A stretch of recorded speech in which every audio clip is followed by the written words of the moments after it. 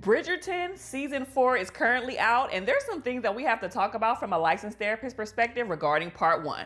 But before we do, I need for you to put in the comment section, what did you think about Bridgerton season 4 part 1 so far, because there's a lot to unpack here. Per usual, you know there's going to be spoilers in here, so if you haven't watched it yet, go on over, binge watch it. The first part is 4 episodes long. They're about a little over an hour each, and then come back and chat with us because it's going to get juicy. Obviously, the whole season 4 is centered around Benedict and Sophie. So it only makes sense to start with them first. Even though we may think that they come from 2 different parts or sides of the track, I feel like they're very similar. Think about it. Neither of them feel at home. Neither of them feel like they fit in, and rightfully so for 2 different reasons. Because we know Benedict is more queer. He's breaking all the society rules. He is a rule breaker for sure. He appears to want to do things differently, so to speak. And also too, he's doing a lot of drinking. So I don't know if he has a drinking problem or not, but his mom is not pleased with that because he is late to everything. And we have Sophie, on the other hand, who's considered like a ward because obviously she came from her daddy messing around with the maid. So she's considered illegitimate. Her raggedy daggedy stepmama is basically making her be a maid after her dad passed away. And he promised to always take care of her. The stepmama, I can't even remember her name right now, talking about he didn't leave you anything. He didn't leave you anything in the will, which I think is a lie. I said all of that to say this. Think about it. There's a lot of trauma here, especially from Sophie. I know she feels rejected and abandoned. She's grieving both of her parents who she didn't really have the best relationships with because of different reasons. She's kind of all alone in this world. She doesn't feel wanted, and she puts this shield up, but it's a form of protection for her. So that's why she's a little snappy in some of the things that she says, or a little witty, and her comeback game is real quick in some of the things that she says and does. She simply just doesn't want to get hurt again. Doesn't know if people will have the best intentions regarding her. Even though they come from 2 different classes, Sophie and Benedict, they are very similar and they have a lot of the similar elements, and I think that's why they are initially drawn to one another. But I wanted so bad for Sophie just to come out and tell Benedict, bruh, it was me that night. I was the one who spun the block and came back and kissed you, okay? Like, I am the one that you have been searching for.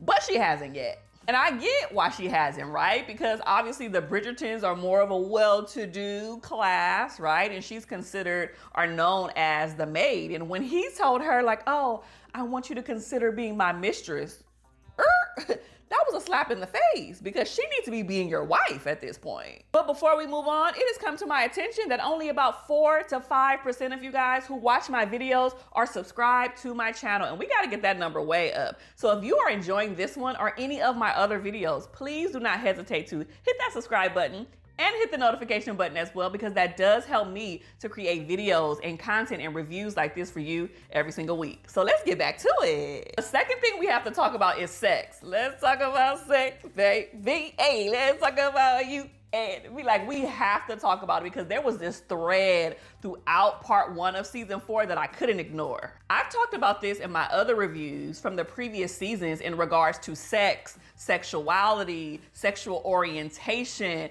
and they just don't really know how to navigate it. It's like sexual experiences are on the hush hush. We know y'all smashing. We know y'all getting it in. We know that you guys are horny. These are all physiological things that happens in our bodies. Why are y'all running from it? Really hope that Violet Bridgerton, the mama, would be more open with her children, especially her girls, about what type of sexual experiences, they're to anticipate. And she did this with Daphne, but she also was doing this with Francesca as well. Francesca says she has never had a pinnacle experience. And we know what she means by that. She's basically saying she's never had an orgasm. Penelope and Colin, they stay doing stuff. So Penelope was like, yeah, I know what that feels like. But when Francesca came to her mom and said, hey, what does this even mean? I don't even think I know what it means. And can you give it to me in regular language without all of the fluff and the similes and the analogies and all of the leads? Like, just be honest. Like, what does this truly mean? Violet couldn't even find the words to explain it to her. These are her adult daughters.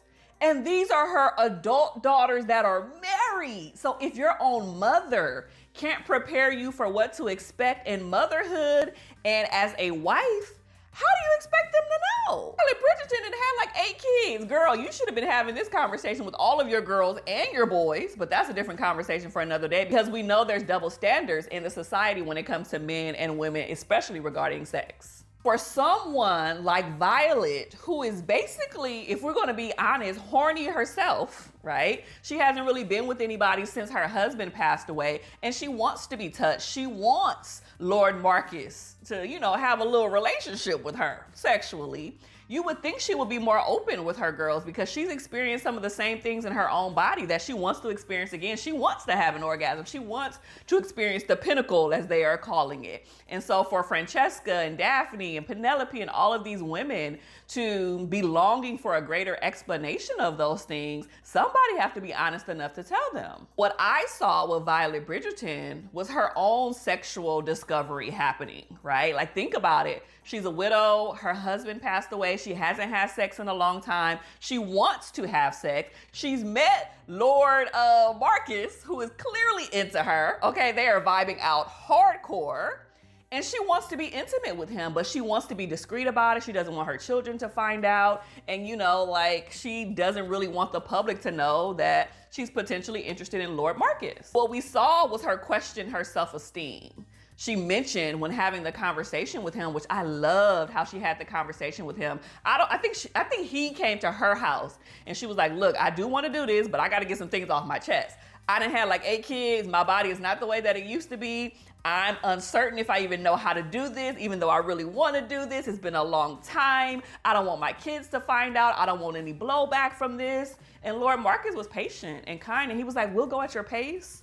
I'm not in a rush. This makes me like you even more. And I thought that was really dope. She had to go in the mirror and take off her robe and look at herself and be like, okay, this is my body. This is what I'm working with. And most men don't care anyway, okay? They just want to have a good old time. And she surprised me that when Lord Marcus came into the room and she had on her little sexy little lingerie situation, and he was like, we can take things slowly. And she was like, get undressed. I said, ooh, Violet!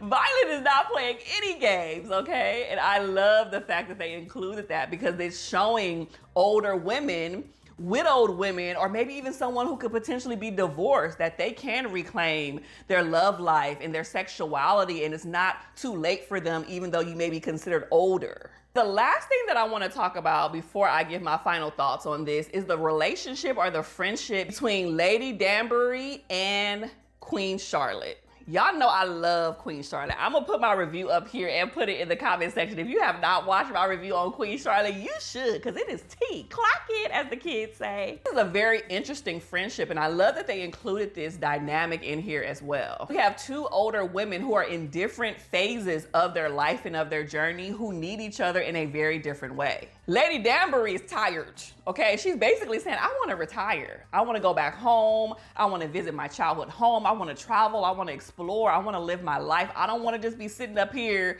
with y'all in society trying to figure out who the next person Lady Whistledown gonna talk about. Then Queen Charlotte, on the other hand, is kind of selfish a little bit. She sees this need that Lady Danbury needs to go, but she's also thinking about herself in the moment of like, what is going to happen when my husband passed away? Who's going to be here for me? What other friendships do I truly have? I'm the queen. People just suck up to me. Nobody is truly valuing our friendship or my friendship here. Like, what will I do? I'll basically be alone and by myself. And that was a real moment. I love, again, that they included that about the queen, because she is human, regardless if you're a queen or not, and you got servants and all of the money and the this and the that and all of the things. Like, you're still human. You still long for partnership and companionship and friendship, and you want somebody to have your back. You want somebody to be able to talk to and kiki about things that really ain't got nothing to do with anything. She was honest, but also selfish at the same time. This is true for regular relationships. Seasons change within friendships. You have to figure out if your relationship or this friendship is in a difficult season or if it's just at a dead end. I talk about this in my book, Hard Work or Harmony, and I'll put it on here and put it in the description just in case you want to purchase it and grab your copy. But I talk about this a lot. we growing up. We got stuff to do. We got stuff on our plates, right? And so relationships change when you move, when you have children, when you get married, when you get divorced, when someone passes away. All of these things changes a friendship. And just because someone is physically not there with you, right down the street, or coming to your house every single day, that doesn't necessarily mean that they're no longer going to be there for you emotionally. Proximity doesn't necessarily or shouldn't change the dynamics of a friendship. You can be in freaking Nova Scotia, you could be at the North Pole, okay? And I'm here in sunny California, and if we're still tight, we gonna be tight regardless. Strength of a relationship should be focused on not the negative parts of it as well. So we'll see how this plays out, and we'll see what happens. But I know Lady Danbury is trying to, you know, bring in her replacement and smooth it in, but Queen Charlotte ain't having it. My final thoughts on this is that part one is pretty darn juicy. I am anticipating part two because I want to see how Sophie is going to respond. Is she gonna flat out just come out and tell him? Is she gonna hide? Is she no longer gonna work at the Bridgerton home anymore? There's gonna be so many different elements that I'm going to be waiting to see how this all plays out. And there's obviously so many sub-stories and subtopics and things that we could have talked about for part one, but I chose to just focus on that. And in part two, because you know I'm gonna do a review on that one too, I'm gonna spin the block and talk about some things that I didn't get a chance to talk about in this one. So thank you so much for watching another review on my channel. Please do not forget to like, comment, and subscribe. And guess what? I'll see you in part two. Be blessed.